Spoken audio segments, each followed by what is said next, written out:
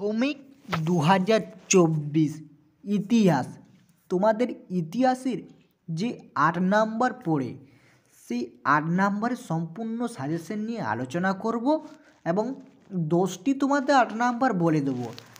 ইতিহাস তোমাদের যে 8টি চ্যাপ্টার আছে এই 8টি চ্যাপ্টারের মধ্যে মোস্ট ইম্পর্ট্যান্ট 10টি কোয়েশ্চেন বলে দেবো, ঠিক আছে, ইতিহাসের 8 নাম্বারে। ঠিক আছে, এইগুলো যদি তুমি প্র্যাকটিস করো তাহলে তুমি এখান থেকে একটি 8 নাম্বার তোমাদের পরীক্ষা খাতাতে লিখতেও একটি কমন তুমি পাবেই।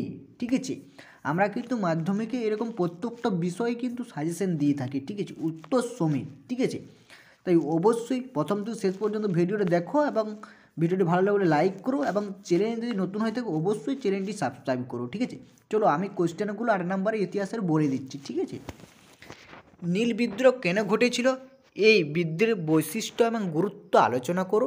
এই বিদ্রোহে বাঙালি বুদ্ধিজীবীদের ভূমিকা কী ছিল। মোস্ট ইম্পর্টেন্ট কোয়েশ্চেন এবারের জন্য, ঠিক আছে, 2024 জন্য ইতিহাসে 8 নাম্বারে। নেক্সট আছে 1857 খ্রিস্টাব্দে মহাবিদ্রোহের চরিত্র প্রকৃত বিশ্লেষণ করো। মোস্ট ইম্পর্টেন্ট কোয়েশ্চেন কিন্তু এটাও, ঠিক আছে। নেক্সট আছে সশস্ত্র বিপ্লবী আন্দোলনে ছাত্র বা নারীদের অংশগ্রহণের চরিত্র বিশ্লেষণ করো। এটা মোস্ট ইম্পর্ট্যান্ট কোয়েশ্চেন কিন্তু, ঠিক আছে। নেক্সট আছে 20 শতকে বামপন্থী আন্দোলনের বিবরণ দাও। নেক্সট আছে ভারত ছাড়া আন্দোলনের সময় শ্রমিকদের ভূমিকা, কৃষক আন্দোলনের প্রকৃতি বিশ্লেষণ করো। মোস্ট ইম্পর্ট্যান্ট কিন্তু যেগুলো 8 নাম্বার ইতিহাসে বলছি, ঠিক আছে। এটাও মোস্ট এই বছরের ইম্পর্ট্যান্ট, যেটা 100% আসবেই। মানুষ প্রকৃতি শিক্ষা সমন্বয়ে রবীন্দ্রনাথ ঠাকুরের শিক্ষা ভাবনার পরিচয় দাও। রবীন্দ্রনাথ ঠাকুরের শিক্ষার চিন্তা বা শান্তিনিকেতনের পরিচয় দাও। মোস্ট ইম্পর্টেন্ট কোয়েশ্চেন কিন্তু, ঠিক আছে। নেক্সট আছে সন্ন্যাসী ভোকর বিদ্রোহ ঐতিহাসিক তাৎপর্য কী ঘটেছিলেন, এই বিদ্রোহের ব্যর্থ হওয়ার কারণ কেন, মানে এই বিদ্রোহ ব্যর্থ হলো কেন আর কি, ঠিক আছে।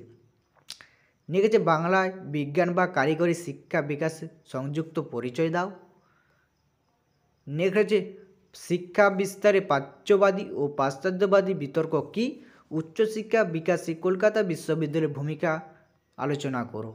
সর্বশেষ লাস্ট কোয়েশ্চেন আছে বাংলার নামশুদ্ধ আন্দোলনের সংযুক্ত বিবরণ দাও। ঠিক আছে, এই 10টি ছিল তোমার সম্পূর্ণ ইতিহাসে 8 নম্বরে মোস্ট ইম্পর্ট্যান্ট কোয়েশ্চেন। ঠিক আছে, আর তোমরা যদি বলো যে এই 10টির উত্তর চাও তাহলে অবশ্যই কমেন্টে জানাও, ঠিক আছে, এবং চ্যানেলটা একটু সাবস্ক্রাইব করো। ঠিক আছে, আমি কিন্তু পরের ভিডিওয়ে যে 10টি কোয়েশ্চেন বললাম আমি কিন্তু এর উত্তর নিয়ে আসবো, তাহলে তোমরা এই উত্তরগুলো পেয়ে যাবে। তাই অবশ্যই চ্যানেলটা একটু সাবস্ক্রাইব করে রাখো। ঠিক আছে, ঠিক আছে, এরকম আমরা প্রত্যেকটা বিষয় কিন্তু সাজেশন দিয়ে থাকি উত্তর সমেত। ঠিক আছে।